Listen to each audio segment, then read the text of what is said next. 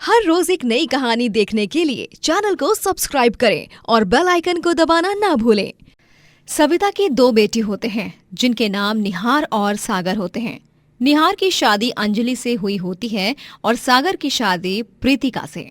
सविता अपने दोनों बेटों को बहुत प्यार करती और उनकी हर एक जरूरत को पूरा करती, जिससे उसके पति यानी सागर और निहार के पिता जगजीवन को बहुत गुस्सा आता। ये लो सागर बेटा, निहार बेटा, ये प्रॉपर्टी के कागजात हैं। अब से मेरे नाम की सारी प्रॉपर्टी भी तुम्हारी और दोनों बहुओं के नाम हो चुकी है। मुबारक हो। थैंक यू सो मच माँ, आप दुनिया की सबसे बेस्ट माँ हो। हाँ माँ, आपको हम बता नहीं सकते कि हम कितने खुश हैं। चलो प्रीतिका, इसी खुशी में आज खीर बनाते हैं। हाँ अंजलि। अरे क्या बात है, दोनों बहुएं एक कप चाय बनाने के लिए इतने नखरे करती हैं। आज प्रॉपर्टी का हिस्सा क्या मिल गया, अचानक से सास पर इतना प्यार आ गया। जगजीवन जी, रहने दीजिए ना, खुशियों की महफिल में कड़वाहट क्यों। बाद में जगजीवन सविता को अकेले में कहता है, सविता, तुम जो अपने दोनों सपूतों को इतने लाड़ प्यार से दौलत शोहरत दे रही हो ना, देखना ये लोग मेरे जाने के बाद तुम्हारे साथ क्या करते हैं। ये लोग तुम्हें पूछेंगे भी नहीं। मेरी इस बात को गांठ बांध लो। कैसी बातें कर रहे हो जी आप। वो दोनों हमारे बेटे हैं। हमारी जायदाद पर उनका हक नहीं होगा तो और किसका होगा। और वैसे भी अब हमारे जीने की उम्र निकल गई और उनकी तो अभी शुरुआत हुई है। ये सारे बुरे ख्याल आप अपने दिमाग से निकाल दीजिए। जैसा आप सोच रहे हो वैसा बिल्कुल नहीं होगा। और खबरदार, जो आइंदा से ये कहा कि मेरे जाने के बाद क्या होगा। आप कहीं नहीं जा रहे हो, आपको तो मेरी भी उम्र लग जाए। लेकिन नियति वही खेल खेलती है जिसका जगजीवन को डर था। एक सुबह जगजीवन नींद से उठता ही नहीं है और जब तक डॉक्टर आते तब तक बहुत देर हो चुकी होती है और जगजीवन इस दुनिया से जा चुका था। नहीं जगजीवन जी, आप मुझे और अपने बेटे बहुओं को इस तरह अकेले छोड़कर नहीं जा सकते। उठिए ना जगजीवन जी, आपकी सविता के वास्ते तो उठ जाइए जगजीवन जी। सविता अब विधवा हो चुकी थी और जगजीवन की मौत के अगले ही दिन सागर, प्रीतिका और अंजलि निहार सविता के सामान को घर से बाहर फेंक देते हैं और उसे घर से भी निकाल देते हैं। सही कहा था जगजीवन जी ने, तुम चारों सिर्फ पैसों के लालची हो। तुम्हें मेरी कोई कीमत नहीं है, लेकिन एक दिन जरूर आएगा जब तुम्हें अपनी माँ की याद आएगी, क्योंकि जो अपनी माँ का नहीं हो सकता वो किसी का भी नहीं हो सकता। माँ, आप ना अपनी फालतू की बकवास अपने पास ही रखो। हम अब आपको संभालते बैठे या खुद को? हमें हमारे भविष्य के बारे में भी तो सोचना है। आपकी तो उम्र निकल गई। और तो और, सागर और मेरा सपना था कि हम दोनों मिलकर अपना बिजनेस खोलें और उसके लिए ढेरों पैसे लगेंगे। लेकिन हम इन्हें क्यों ये सारी सफाई दे रहे हैं? आप यहाँ से निकल जाइए। हाँ, हमने आपका कोई ठेका वेका नहीं ले रखा है। अंजलि और प्रीतिका सविता को धक्का मारते हैं और सविता घर के गेट पर जाकर गिरती है। मोहल्ले वाले ये सब होते हुए देख रहे थे।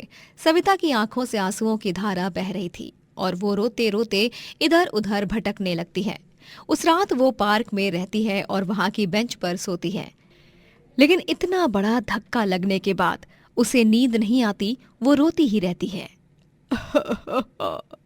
काश मैं जगजीवन जी की बात मान लेती। आज मैं बर्बाद हो गई।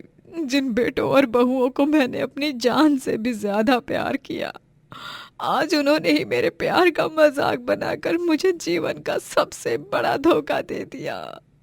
सविता रोते रोते सो जाती है और अगली सुबह जब वो उठती है तभी अपने सामान को गायब देखती है। वो अपने सामान को हर जगह ढूंढती है लेकिन उसे उसका सामान कहीं नहीं मिलता। लगता है चोरों ने रात में मेरे सामान को चुरा लिया। उसमें जो पैसे थे वो भी चले गए। अब बिना पैसे के मैं क्या करूंगी? कहाँ जाऊंगी? कहाँ रहूंगी? सविता का हाल बहुत बुरा हो जाता है। वो सड़कों पर ही रहने लगती है और 3 दिन बीत जाते हैं, लेकिन उसके पेट में अन्न का एक निवाला तक नहीं गया था। वो बीमार हो जाती है और एक दिन सड़क पर बेहोश हो जाती है। कमलनाथ नामक एक आदमी जब अपनी कार में सवार होकर उस सड़क से गुजर रहा होता है, तभी वो सविता को सड़क पर लम्बलेट पड़ी हुई देखता है और घबराकर तुरंत कार के बाहर निकलता है और वो सविता को अपने घर ले जाता है। सविता को जब होश आता है तब वो अपने आप को एक सुंदर से बड़े कमरे में पाती है। कमलनाथ और उसकी बीवी लतिका वहां मौजूद होते हैं। कमलनाथ सविता को सब कुछ बताता है कि कैसे वो सविता को बचाकर लाया है, और तभी सविता लतिका और कमलनाथ को अपनी कहानी भी बताती है। आपके साथ जो कुछ भी हुआ है उसे जानकर बहुत दुख हुआ, लेकिन आप चिंता मत कीजिए, हम है ना, आप हमारे साथ रह सकती हो। हाँ सविता काकी, आप हमारी माँ की तरह ही हो, आप यहाँ रह सकती हो, ये आप ही का घर है। कमलनाथ बेटा, लतिका बेटिया, तुम दोनों ने मेरे लिए जो कुछ भी किया है वो बहुत है, लेकिन मैं अब तुम दोनों को और परेशानी नहीं देना चाहती, इसीलिए तुम बस मेरी एक आखिरी मदद कर दो। कमलनाथ बेटा। बताइए ना काकी, मैं आपकी क्या मदद कर सकता हूँ? बेटा, मुझे कुछ काम दिलाओ, बड़ी मेहरबानी होगी, मुझे किसी का सहारा नहीं चाहिए, मैं अपने बलबूते पर ही जीना चाहती हूँ। सविता की ये बात सुनकर कमलनाथ और लतिका की आंखें भर आती हैं। सविता काकी, गांव में हमारी एक खेती है जहां पर हम सब्जियां उगाया करते थे, लेकिन अब वहां बहुत ही कम सब्जियां उगाते हैं। वहां पर एक घर भी है, आप उस घर में रहकर खेती में सब्जी उगाकर काम कर सकती हो।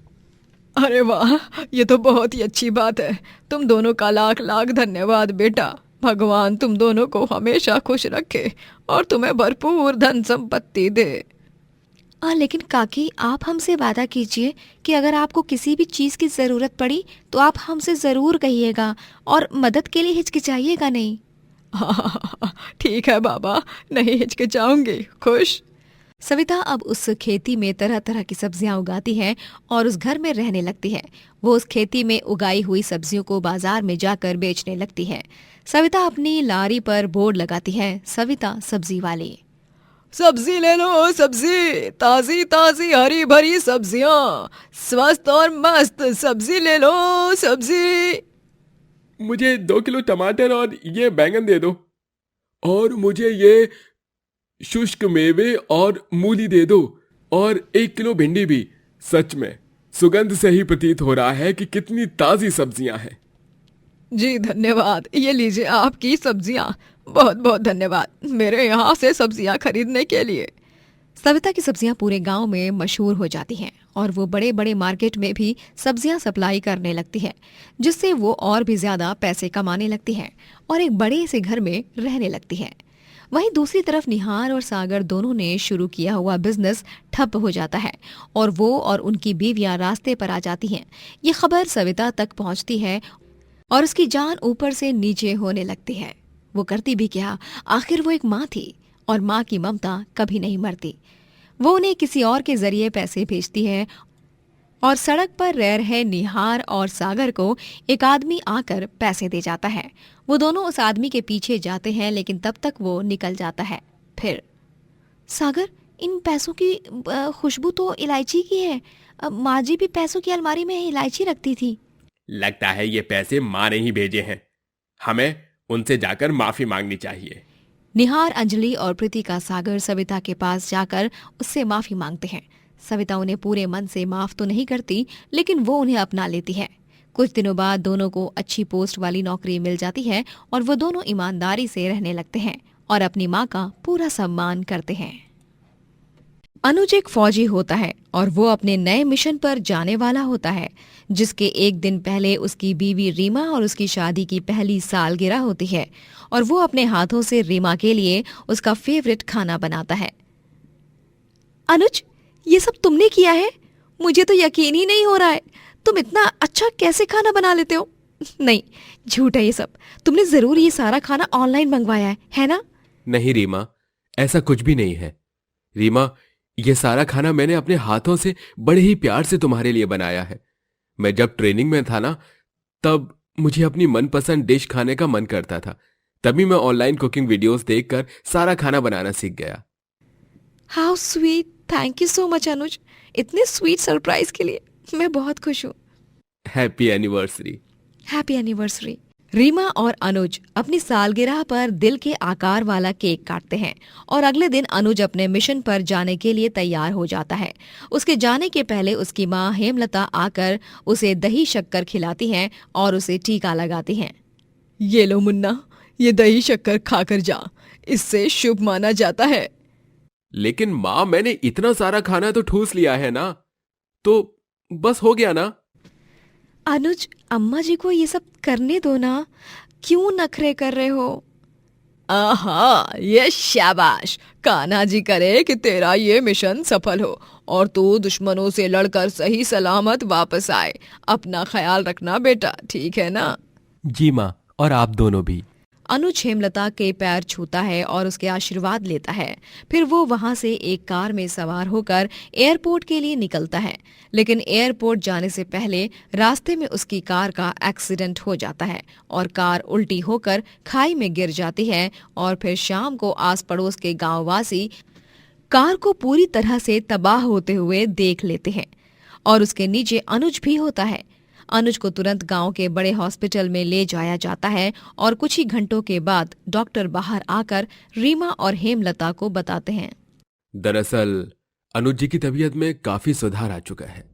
उनकी जान भी अब खतरे से बाहर है। लेकिन एक बात है जिसे सुनकर आप दोनों बहुत चिंतित हो जाएंगी। डॉक्टर साहब बताइए ना, क्या बात है? मेरा अनुज ठीक तो है ना? कोई प्रॉब्लम तो नहीं होगी ना? डॉक्टर साहब, आप खामोश क्यों खड़े हैं? बताइए ना, क्या बात है? अनुज जी अपने दोनों पैरों से अपाहिज हो गए हैं। गाड़ी उनके पैर के नीचे बहुत देर तक दबी रही और इसी कारण उनके दोनों पैरों में इंटरनली गहरी चोट आई है। अब वो अपने पैरों के बल पर कभी चल नहीं पाएंगे, सिर्फ व्हील चेयर पर ही बैठे रहेंगे। ये सब सुनकर हेमलता और रीमा के पैरों तले जमीन खिसक जाती है। वो दोनों सुन्न हो जाती हैं। ऐसा नहीं हो सकता। मेरा फौजी बेटा, उसका फौजी बनने का सपना अभी शुरू भी नहीं हुआ था। माँ जी, संभालिए अपने आप को, अब हम क्या करेंगे? हेमलता और रीमा दोनों एक दूसरे के गले लगकर फूट फूट कर रोती हैं। वहीं 2 दिन बाद अनुज को डिस्चार्ज मिल जाता है और वो अब हर वक्त व्हील चेयर पर ही रहता है। वो अपने फौजी के यूनिफॉर्म को देखता है और बहुत रोता है। मेरा सपना अधूरा ही रह गया। इतने सालों की मेहनत, इतनी दुआएं, सब कुछ खत्म हो गया। ना मुन्ना, इस तरह हिम्मत हार जाएगा तो कैसे होगा? तू तो मेरा शेर बेटा है ना। तू अब भी दिल से फौजी है। पैरों से अपाहिज हो गया तो क्या हुआ, तू मेरा मुन्ना है। देखिए, तुम ही तो हमेशा मुझे कहते हो ना, जिंदगी में हमें मुश्किलों का भी हंस के सामना करना चाहिए। तो फिर अब तुम ही उस बात को क्यों नहीं निभा रहे हो? तुम्हें मजबूत होना पड़ेगा अनुज। हाँ रीमा, मैं हिम्मत नहीं हारूंगा। आई एम स्ट्रांग और मैं इस मुश्किल घड़ी से भी गुजर जाऊंगा। अनुज हिम्मत रखता है, लेकिन वो घर में एक ही जगह पर बैठकर बोर होने लगता है। वो बहुत सी चीजें करता है जिससे उसका वक्त गुजरे, लेकिन फिर भी उसे जीवन में कुछ न कुछ तो करना था। वो जज्बा अब तक उसके अंदर कायम था। एक दिन अचानक से उसके दिमाग में एक अजीब सा सुझाव आता है। माँ, रीमा, मैंने सोचा है क्यों ना मैं एक छोटा सा ढाबा खोल लूं जहां पर मैं खाना बना पाऊंगा। इससे मैं पैसे भी कमा लूंगा और साथ ही साथ कुछ बन भी जाऊंगा जिंदगी में। लेकिन अनुज, ये सब कैसे पॉसिबल है? ढाबा कहाँ खोलोगे? कुकिंग कैसे करोगे? नहीं, तुम ऐसा कुछ भी नहीं कर रहे हो। फाइनल? और नहीं तो क्या, डॉक्टर साहब ने तुझे आराम करने के लिए कहा है तो उनकी बात को मानना। लेकिन माँ, रीमा, मेरी पूरी बात तो सुन लीजिए पहले। मैं ढाबा अपने घर के आंगन में ही खोलूंगा। और रही बात कुकिंग की, तो वो तो मैं व्हील चेयर पर बैठे बैठे भी कर सकता हूं ना। मैं एक हेल्पर को रख लूंगा साथ में। प्लीज मुझे ये करने दो। कुकिंग मेरा पैशन है, मेरी थेरेपी है। अनुज रीमा और हेमलता को बहुत समझाता है और 1 घंटे समझाने के बाद वो दोनों अनुज को हाँ कहती हैं और अनुज अपने ढाबे को खोलने की तैयारियां शुरू करता है। उनके घर के आंगन में ही ढाबा खोला जाता है और ढाबे का नाम फौजी का ढाबा रखा जाता है। ये अनोखा नाम सुनकर लोग सोच में पड़ जाते हैं और वो ढाबे पर खाना खाने आने लगते हैं। आहा हा हा, क्या नूडल्स हैं भाई, सच में बहुत अच्छे बने हैं। थैंक यू मेरा दिन बनाने के लिए। ये छोले पूरी भी बहुत स्वादिष्ट है जी। मुझे मेरी नानी की याद आ गई। वो भी ऐसे ही छोले पूरी बनाया करती थी। यही डिट्टो स्वाद हुआ करता था। शुक्रिया जी, शुक्रिया। अनुज अपने ढाबे से खूब सारे पैसे कमाने लगता है। पैसे ही नहीं, सिर्फ एक हफ्ते में वो पूरे गांव में नाम भी कमाता है। सभी को उसकी कहानी से बहुत प्रेरणा मिलती है। उसके ढाबे के वीडियोस और फोटोज इंटरनेट पर वायरल हो जाते हैं और रिपोर्टर्स उसका इंटरव्यू लेने उसके ढाबे तक पहुंच जाते हैं।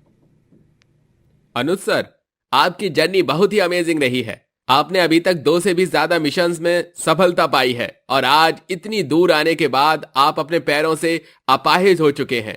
कैसा लग रहा है सर आपको? आप इतना सब कुछ होने के बाद भी स्ट्रांग नजर आ रहे हो। आप देश के नौजवान युवाओं के लिए क्या संदेश देना चाहेंगे? सभी से तो मैं बस यही कहूंगा कि आप में अपने सपनों का पूरा करने का जुनून और जज्बा होना चाहिए। अगर वो नहीं रहा तो आगे कुछ नहीं हो सकता। और रही बात स्ट्रांग रहने की, तो मैं बस पैरों से अपाहिज हुआ हूं, लेकिन हाथों से नहीं। और अभी मैं अपने हाथों से स्वादिष्ट खाना बनाकर भी लोगों के दिलों को जीत रहा हूं, नाम कमा रहा हूं। तो ये तो ऐसे ही हो गया ना कि मेरे लिए एक दरवाजा बंद हो गया, लेकिन आगे दूसरा दरवाजा भी खुल गया। जाने अनजाने में लिए गए ढाबे को खोलने के इस फैसले ने आज फिर से अनुज को वो सब कुछ दे दिया था जो उसे एक फौजी बनकर मिलता। वो अब कभी अपने पैरों से तो कुछ काम नहीं कर पाता, लेकिन अपने हाथों से वो लजीज पकवान बना बनाकर अपने ढाबे पर आए ग्राहकों को खिलाता। अगर कोई ग्राहक एक बार अनुज के ढाबे पर खाना खाए और दूसरी बार फिर से ना आए, ऐसा तो हो ही नहीं सकता। एक बार जो भी ग्राहक ढाबे पर खाना खाने आता वो फिर से वापस आता। मुन्ना बेटा, सच में तूने कर दिखाया। अपाहिज होने के बाद भी तूने कर दिखाया। आज मुझे तुझ पर बहुत गर्व महसूस हो रहा है। तुम आज सिर्फ अपने लिए नहीं बल्कि देश के हर उस व्यक्ति के लिए एक बहुत बड़ी मिसाल बन चुके हो जो अपाहिज है और सोचते हैं कि उनके सपने वहीं पर टूट चुके हैं या खत्म हो चुके हैं। लेकिन असल में ऐसा नहीं होता। अगर ठान लो तो सब कुछ मुमकिन है। दोस्तों, अगर आपको ये कहानी पसंद आई तो लाइक करें, शेयर करें और कमेंट करके बताएं कि कहानी में आपको सबसे अच्छा क्या लगा।